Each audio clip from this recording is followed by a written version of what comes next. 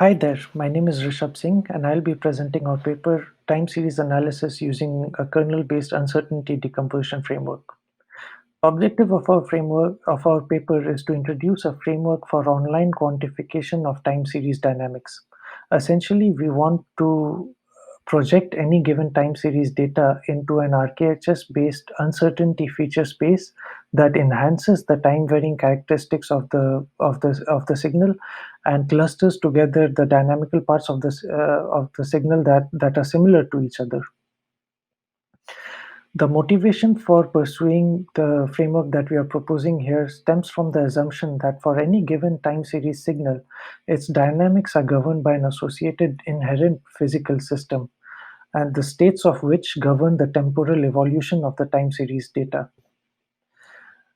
As an illustrative example, we show here a demo of how the dynamics of a Lorentz time series is governed by the convective flow of fluids, specifically a 1 centimeter deep layer of water that is gently heated from below. The question we pose here is the following. Given any time series data, can we extract the states of the inherent physical system that governs its dynamics?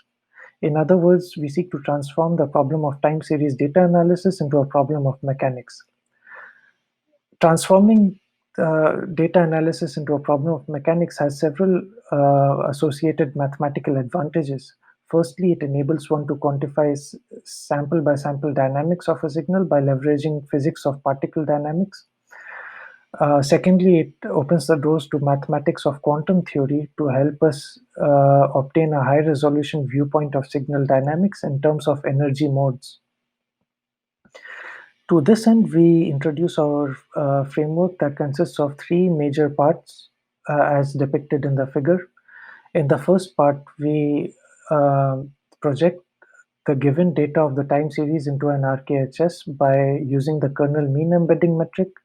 This creates a physical representation of the signal structure in the RKHS as a static potential field.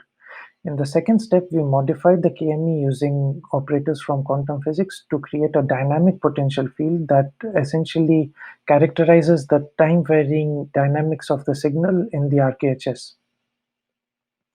In the third and final step, we leverage mathematics of quantum theory to extract various dynamical energy modes that provide a very high resolution viewpoint of data uncertainty.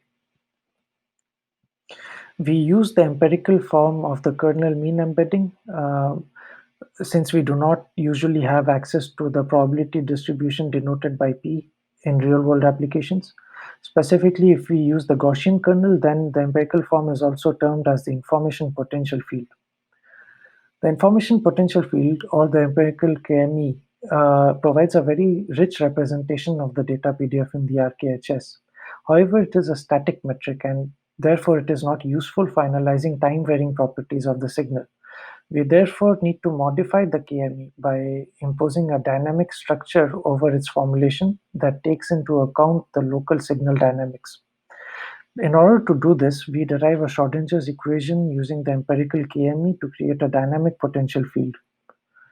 The equation is shown as follows. Details on its derivation can be found in the paper. This eventually yields the desired dynamical potential field given by Vs, which we term as the quantum information potential field. In order to obtain higher order modes of the quantum information potential field, we first project the fundamental wave equation into successive Hermite polynomial spaces and then feed it back into the formulation of the QIPF to obtain the corresponding higher order states of the QIPF. This concludes our framework, and to summarize, we begin with a static representation of data in the RKHS using the empirical KME. We then create a dynamic potential field using the Schrodinger's formulation over the space of data and derive the QIPF.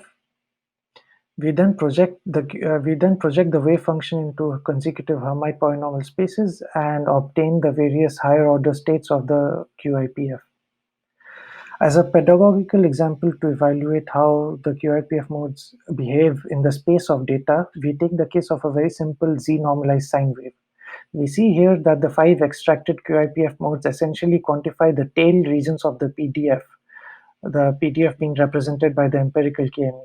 We also see here that the modes appear very systematically, with the lower order modes quantifying regions immediately around the mean and higher order modes signifying regions further away from the mean, thereby showing a very systematic procedure of quantifying data uncertainty. To simulate change point detection in a time series, we generated two time series signals using the given autoregressive model. We inserted change points for mean jumps at every 100 time steps, and we inserted change points for variance jumps at every 200 time steps in the two signals respectively. The results of the QIPF framework for mean jumps is shown as follows. We see here that the standard deviation of the 10 extracted QIPF modes always peak at the points where the change points are inserted. Those point locations are represented by the vertical lines in the top figure. This is also the efficiency of the QIPF framework's detection of the change points is also evident from the ROC curves, where we see that the QIPF framework has a much superior performance. Similar results are also obtained for variance jumps, where we see that the QIPF performs much better than existing methods. We also applied the framework for whole time series clustering, in which case we took a section of the width-limit speaker recognition data corpus, which consisted of 5 speakers and a total of 25 voice files, 5 voice files belonging to each speaker.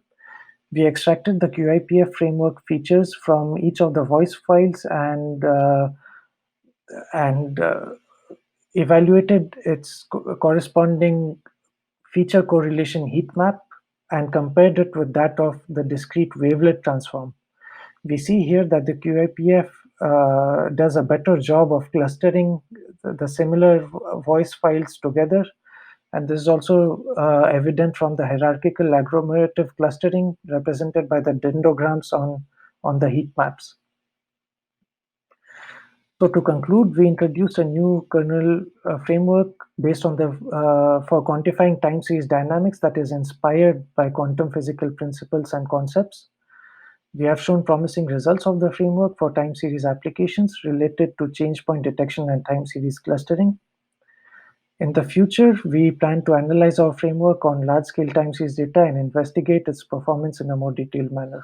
Thank you.